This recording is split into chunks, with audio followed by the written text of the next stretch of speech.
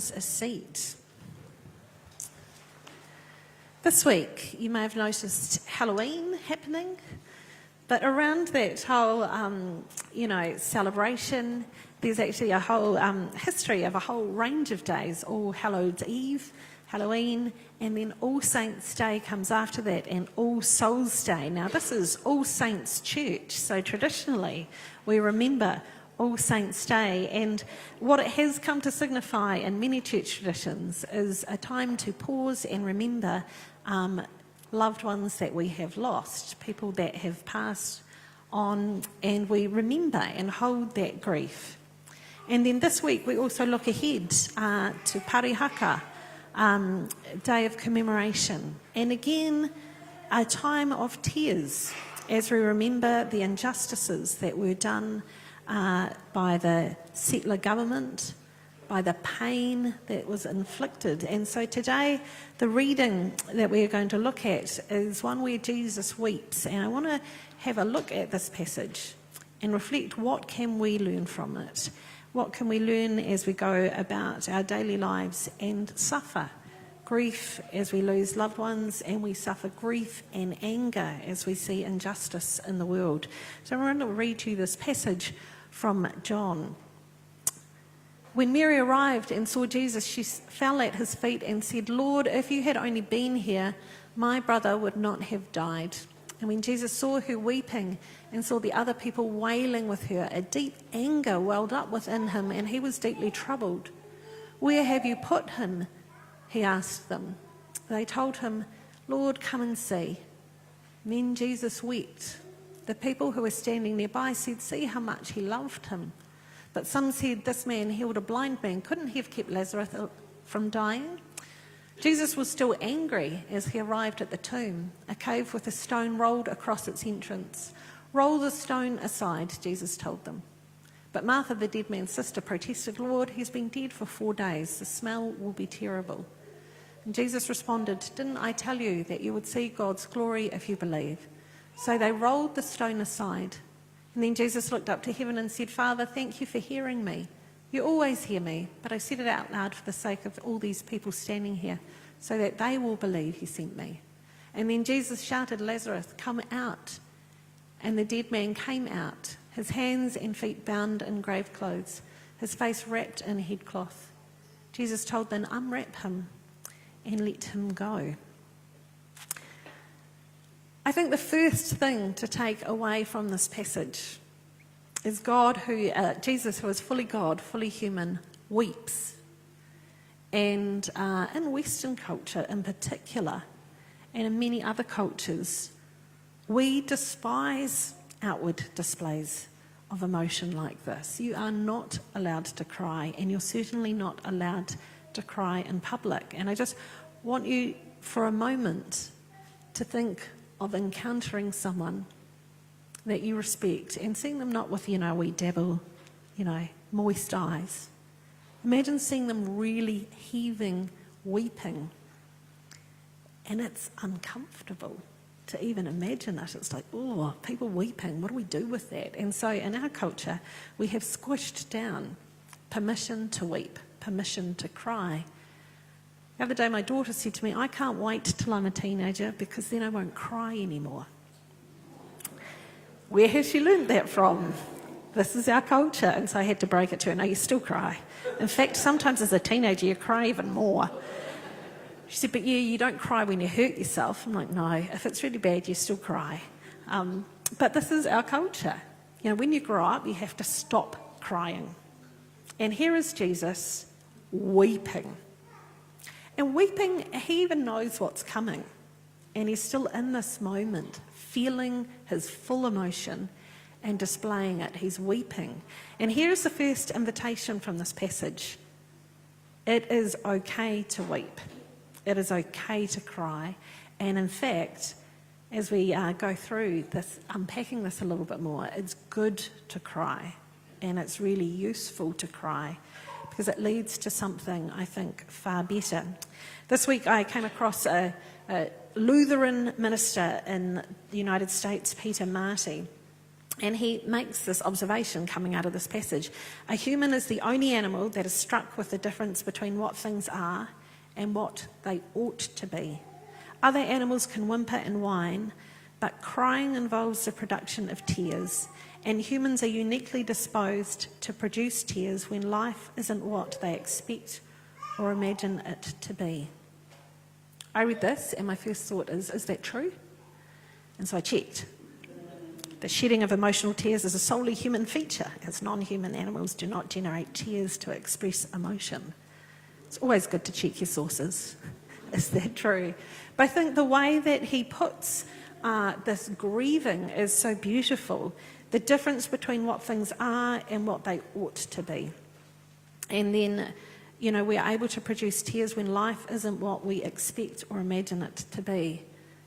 This is a beautiful invitation here. Let's name how our world should be.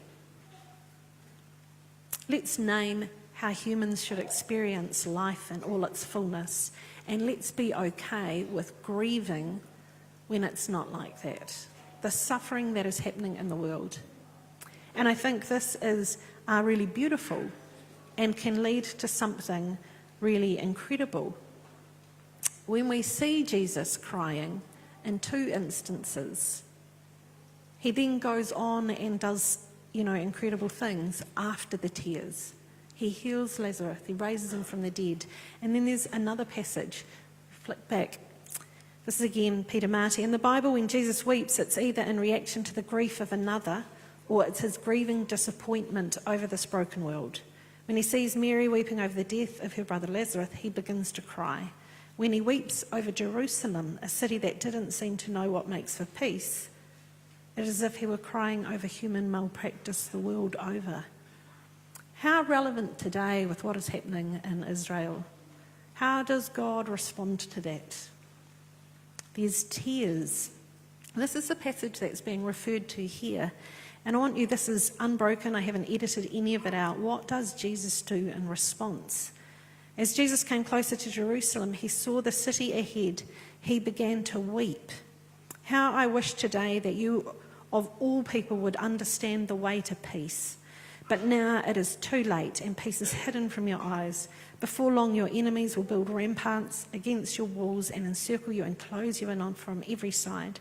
They will crush you into the ground, and your children with you. Your enemies will not leave a single stone in place, because you did not recognize it when God visited you.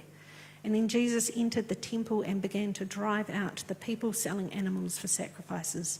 He said to them, the scriptures declare my temple will be a house of prayer, but you have turned it into a den of thieves.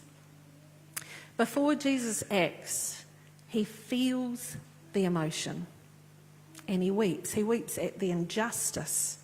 He weeps at the brokenness, with Lazarus dying. And I'm really intrigued that, in response to Lazarus' death, he is angry. And what does he do with that anger? He weeps. And I think our world would be a lot better if we took time to weep when we are hurt, when we as a nation are hurt, when we recognise that we have hurt others. If we could just own that and feel that emotion. Because what is often acted out when we don't do that can be quite toxic and horrible. When we shove down our emotions, when we have been hurt, we can end up pouring our hurt and our frustration out on others. You may have heard the phrase, hurt people hurt people. Here is a bit of a key. I wonder, I've been pondering as I've been thinking about this week, what would have happened if Israel had grieved those that had been killed? Way back in October, was it last year, 7th year? What would have happened if they just grieved, gathered together and wept? Rather than this immediate anger response, would it have been more rational? There are some incredible heroes of the faith who I think point to us how to do this well when we are hurt, when we face injustice, and there is so much to learn from them, because these are people who have suffered much. And the first one is Archbishop Desmond Tutu, the first black African archbishop in South Africa. This is a man who suffered incredible persecution. His people faced awful injustice. He was suffering, and yet he was a man full of grace and humility, desiring reconciliation and healing, offering forgiveness in this incredible way. And what can we learn from him? I read about an interview he did, and these are the words from the interview. Jeremiah, this is a book in the Bible, Jeremiah cries a lot. I cry a lot too. I cry every day. But think how much God cries. We have a God who weeps.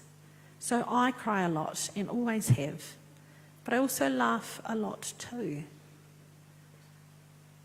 How incredibly profound. Here is a man almost who makes a daily practice of crying, because the world is not as it should be.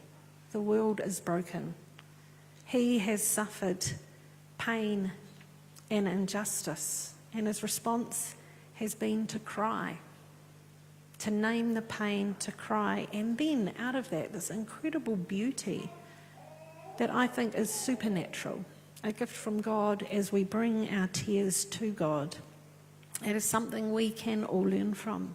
There's someone else I have discovered this week from Aotearoa here in our own nation, and she, I think, is this incredible example of what to be in the world when we face pain and injustice. And I think her grace and poise and courage, I'm not sure if I've seen this, and certainly there's so much to learn. Her name is Punawano Bryant, and she's a lawyer, she's a Christian, and she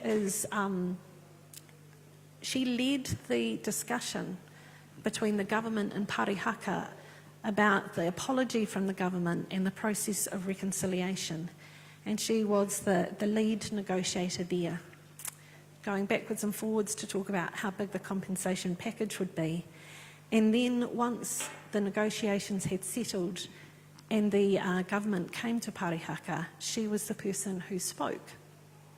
And there she offered this incredible speech outlining the grievances and the hurt and pain that had happened to her people. Parihaka was a peaceful Christian settlement, and the land was stolen from it, and in non-violent protest, the people ploughed the fields, and the government sent their troops in and arrested 400 men who were sent to prisons, many of them in the South Island. And then the troops moved in. And when finally the men came back, they arrived back, and one of them picked up from the field this bread of kumara crossed with potato that they had been working on. He picked it up, and he turned and he said to the men, "Here is a speckled potato. Look at the children in Parihaka. They are speckled potatoes, but we have to love them." Because this is what had happened, the pain as the government troops had come in. Their abuse of the women and children there had produced a number of children that weren't the men of Parihaka. But they did this incredible thing. They offered, this love in response. And here, Puna in her speech talks about this. Now this week I was chatting to the previous Archbishop of New Zealand, Archbishop Philip Richardson, and he was, I think, at this event, and he told me he believes her speech is one of the best 100 speeches ever made in the history of the world. I can't find it, but I would love to read it. But in it, she outlines this is what was done to our people. And then she begins to weep. And then it begins to rain. And here is this weeping over the injustice and hurt in our world. But the incredible thing that she did is, in the negotiation process, she said, we cannot wait for the government to apologise for us to offer forgiveness, because then they hold our mana. We must choose to do that first. And so her people went on this incredible journey of learning how to offer forgiveness, and what, incredible strength and dignity that takes, and how much could we learn from that. She is worth Googling and reading all you can, because I think she is one of the most courageous leaders in our country today. This was an article I saw in Stuff, the newspaper, about her. Punawano Bryant had a happy childhood, and she had many positive influences in her life. But as she realised the role the law, the Crown had in the suppression of her people, she became really angry. It's a bit of a cliche, but I had to work on my own pain because I knew it wasn't good for me. And if I was going to go on this path, I really have to work out a way of turning the pain into passion and a continual process of healing, because these things are going to come up often. The newspaper wrote, her Christian faith and tikanga Māori helped her with that process, she says. Here's this incredible gift. We follow a man who wept in the face of injustice, who wept in the face of pain, and then out of that acted, either to bring healing or resurrection to Lazarus, or to bring destruction to the temple. And how do we know which is the right response? How do we know when we bring something back to life? How do we know when to turn the tables? And I think here is the key: to take the time to weep first, to take the time to bring it to God and to acknowledge, I am broken, our world is broken. How do I respond? One of the newspaper articles, there was a wee video clip, and she talks about her inspiration, and again she quotes from Jeremiah. And she quotes this verse, I know the plans I have for you, declares the Lord, plans to prosper you and not to harm you, plans to give you a hope and a future. And she talks, this is what she clings to. There is good to come. But first she weeps. I want to show you a short video clip of her talking, and she's just talking about some pain she experienced as a 17-year-old, and she's explaining her response to that. And I just think there's such grace here to learn from. How should we be in the world? What is our response, and the importance of feeling that pain? So we're going to watch this video clip.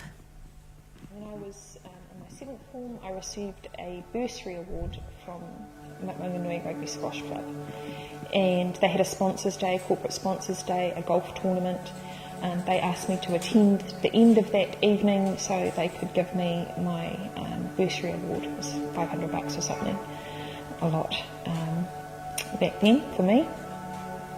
So Mum and I walked in, and one other Māori in the place, and Mum says to Dad, get us out of here. He says, don't be rude, Karen, we're here to receive Puna's award, let's just do this, get it over and done with, cool. So we listened to a few of their speeches, and one of them was a joke about a golf caddy that was a robot golf caddy that they'd used for their tournament for the day.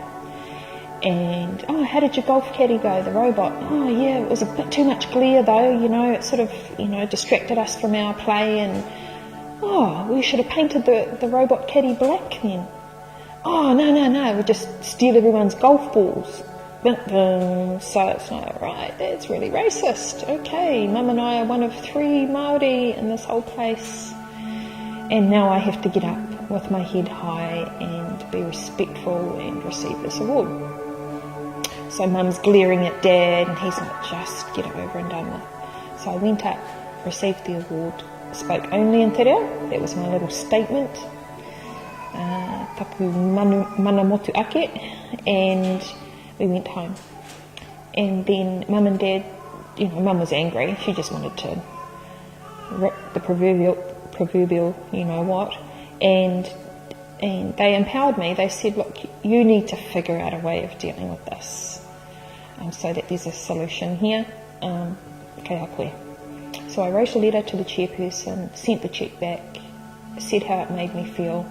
I think I even mentioned the words race relations in my letter.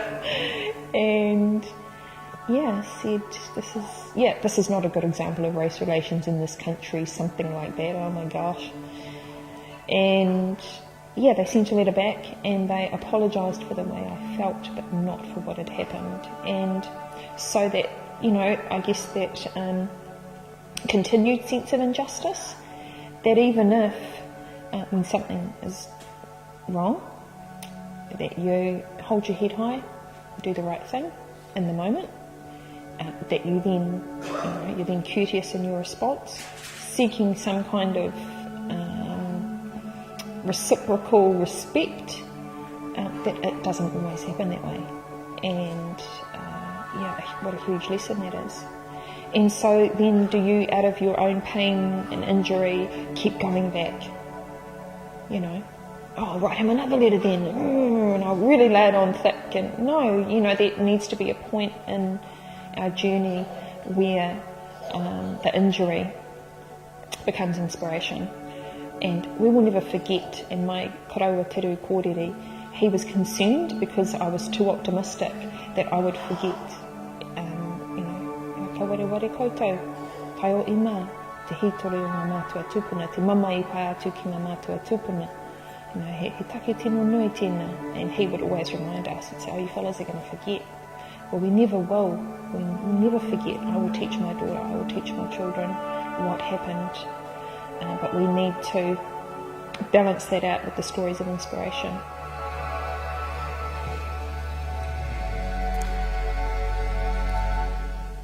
She talks about turning pain into passion and injustice into inspiration. And I think, this is a place we need to find ourselves. And I think too, as a country, we need to find ourselves in this place too. And I think sometimes we can think these issues, it's Māori who need to grieve and, get angry at the injustice. But as Pākehā, I think we need to grieve. We need to have our hearts broken by what has happened in this country, by the promises broken. And that's the place that we need to come to the table with, the sense of brokenness and weeping. The world is not as it was intended to be. And I think it's really only in our brokenness is there ever any hope of reconciliation. A brokenness of realising the injustice. A brokenness of feeling that injustice and then trying to figure out what do we do from here. As this year goes on, you're going to hear more about the treaty, because there is a bill before Parliament or coming before Parliament, and we're going to be able to submit on that. This is a bill to try and define the principles, and there's a number of people in this church community who've been going to workshops to figure out how do we respond to this.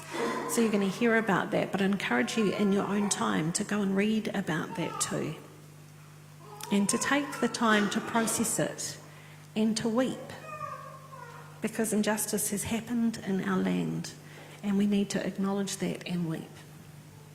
And then in our own lives too, we need to be able to feel the pain and anger when the world is not as it should be, where we have been treated badly, where we have had loss and it shouldn't have happened.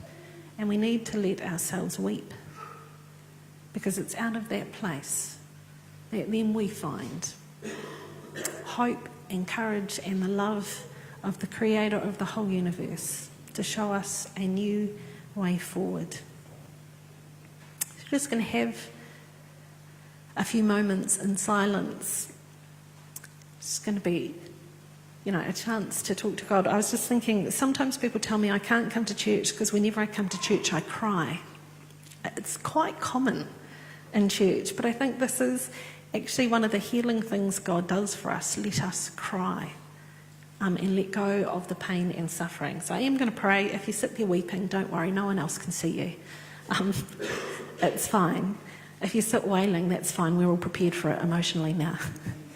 But actually just want to have a moment where we just talk to God and kind of acknowledge, actually, we don't let ourselves feel the pain in our lives, the pain in this land, but we need to do that. So let's pray together. God of love and mercy, you created us in your image, and we have strayed far away. We hurt others. We are hurt by others. And we carry around so much pain and anger and rage. And God, you sit there waiting for us to help us make sense of this. God, I want to thank you for the example of Jesus, who was able to weep. God, we are sorry for the times when we have denied this emotion that you have given us, where we have shoved it down. And we are sorry for the pain we have caused those around us by doing that. So, Holy Spirit, I pray, move in our hearts. Move in the hearts and minds of all the leaders in our country.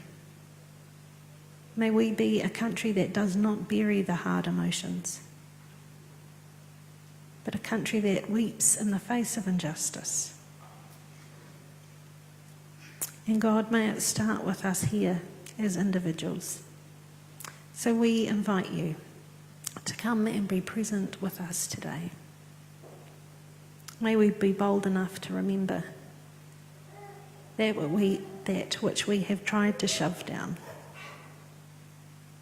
And God, I pray most of all for the healing that you brought Lazarus. I pray that you would bring healing to our pain, to our suffering. And in turn, may we be agents of healing in a very broken world.